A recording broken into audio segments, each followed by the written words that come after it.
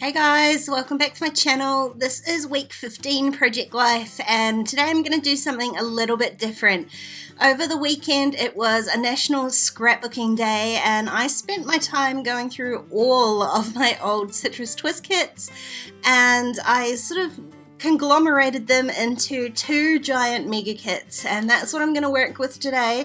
I just picked one of those kits and I am going to use that for my week 15.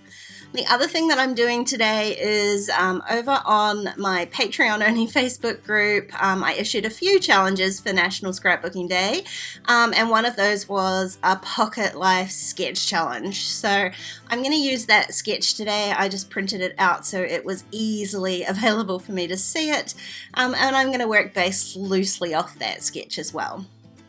Now the thing with these like mega kits like this is I've just pulled out all of the papers, all of the leftover cards. I removed anything that didn't bring me joy, so I sort of Marie Kondoed it. And so what I've left with are these bigger sort of kits. So I've got two of the older Citrus Twist zip bags. I've got all the papers and cards in one, and all of the embellishments and stamps in the other. The issue that I have with these sort of mega kits is I might break them down even smaller, maybe into 4 kits, because there is a lot of stuff in here.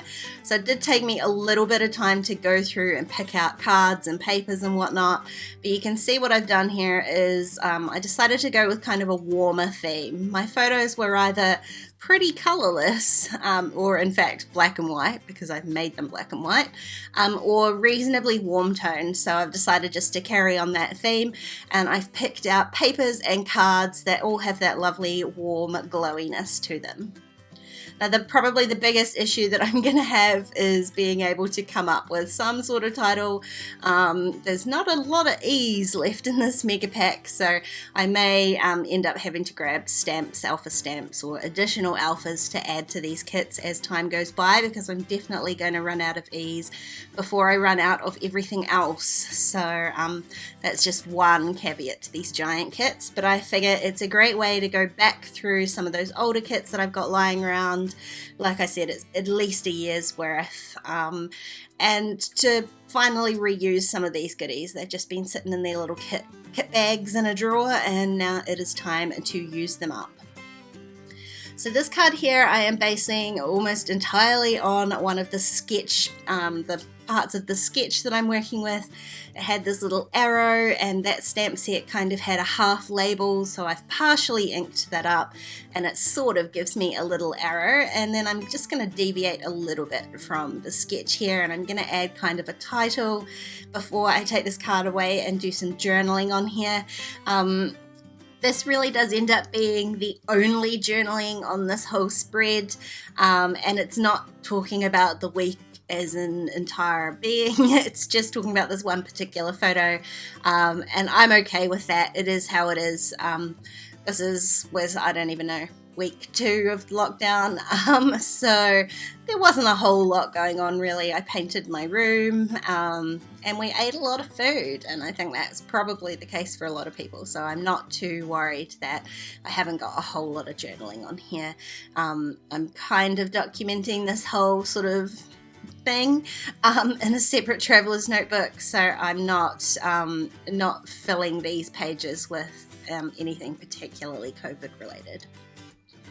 These smaller 3x4 cards are just going to be really simple. I'm basing them really loosely off the sketch, which is just a photo with some sort of straight element on it. And this one I'm using like a chipboard piece. I did peel a lot of the chipboard backing off it. It was a little bit thick for my liking in a pocket. So I peeled some of that backing off and just glued that down with some multi-matte medium. And I decided it looked kind of a little bit lonely on its own, so I'm going to add one of these tiny phrase stickers in there as well. This one is kind of grey, so it picks up a lot of those darker grey tones in my spread, but it's also got some lovely gold foil on there, and it's just nice to add a little bit of shine. So I'm doing the same thing with this one. This is like a little chipboard arrow, which is a little bit thicker, and it works nicely to cover up the the bottom of the pattern that was on that card. My photo didn't quite cover it up, so the arrow does a nice job of filling in that space. Now on my sketch there was a lot of sort of dash lines, I guess kind of indicating for stitching, but I definitely was not in the stitching mood today, and luckily one of those stamps there has like a dotted line, and so I'm just going to repeat stamp this dotted line around the edge of my photo, replicating that stamping. And I think it just goes to show that like when you're doing a sketch sort of challenge or using a sketch as a jumping off point, you definitely do not have to do every single thing that's on the sketch. Pick and choose the elements that you like, adapt to them for what supplies you've got on hand or what you feel like doing that day. I really love how this turned out, and I love that I didn't have to spend 15 minutes hand stitching a photo, so it's a win-win. Now these two 3x4 photos are going to be sort of quite dramatically opposite in terms of things that are going on them. This one I'm going to use the really simple part of the sketch, was it literally just had one simple embellishment on the top left hand corner. So I grabbed another one of these chipboards. It says Fave, of course it does, with my little buddy Jack in his bunny costume. I peeled off the chipboard again, the backing, and then just trimmed the top, so it's just sort of overhanging the photo. I much prefer that than just plonking a chipboard down onto the photo there.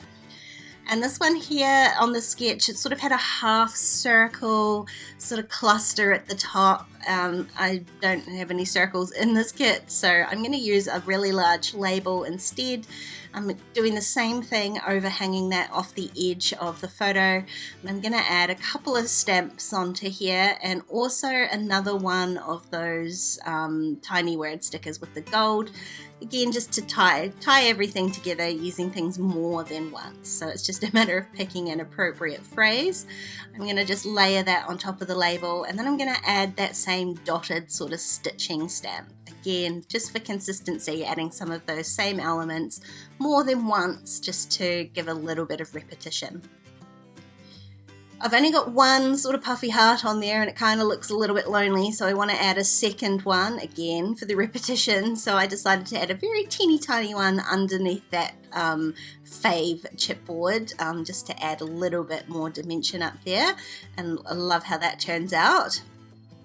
My camera ran out of batteries, so I've obviously been taking a little bit too long, which is my indication that the kit is too big. So I've got way too much choice. It's taking me way too long to make decisions, especially considering that I'm working with a sketch too, so things should be a lot simpler than this. So I think my plan the next time I have a little bit of free time is to split these kits into two. So I'll have 4 sort of less than mega kits. Now on my original sketch, this photo up the top here just had one large element on top of it. I don't have anything like that I want to use, so I'm going to recreate another kind of cluster up here.